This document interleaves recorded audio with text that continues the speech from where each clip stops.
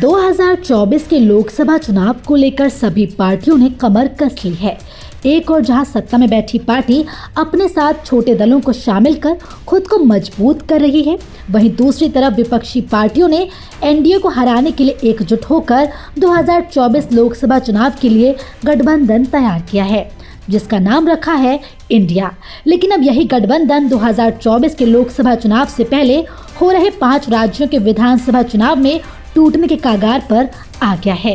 गठबंधन में आ रही दरार के पीछे मुख्य कारण समाजवादी पार्टी और कांग्रेस के बीच के कलह को बताया जा रहा है।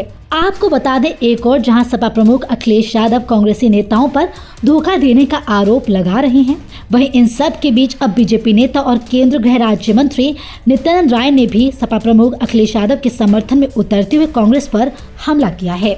केंद्रीय गृह राज्य मंत्री नित्यानंद राय ने कांग्रेस को निशाने पर लेते हुए कहा कि अखिलेश यादव कांग्रेस को अब समझे हैं, लेकिन हम तो कांग्रेस को बहुत पहले समझ चुके हैं।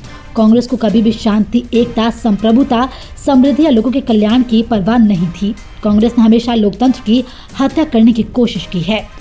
केंद्रीय गृह राज्य मंत्री नित्यानंद राय ने आगे कहा कि जो लोकतंत्र की हत्या करने की कोशिश लगातार करती रही, उस कांग्रेस को भारतीय जनता पार्टी हमेशा समझती रही है। कभी अखिलेश समझेंगे, कभी लालू जी समझेंगे, कभी नीतीश जी समझेंगे। यादव कांग्रेस के बारे में कुछ बोल रहे हैं गलत पार्टी है, कैसे लोग आ गए साथ में, तो कैसे इंडिया गठबंधन टक्कर देगा एनडीए को? अखिलेश जी कांग्रेस को अब समझे हैं।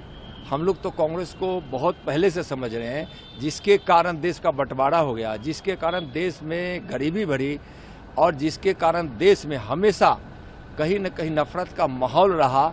देश की शांति, देश की एकता, देश की अखंडता, देश की समृद्धि और लोगों के विकास से जिस कांग्रेस को कोई मतलब नहीं रहा, जो लोकतंत्र की हत्या करने का प्रयास हमेशा करती रही, उस कांग्रेस को तो भारतीय जनता पार्टी हमेशा समझती रही है। अभी अखिलेश जी समझेंगे, कभी लालू जी समझेंगे, कभी नीतीश जी समझेंगे।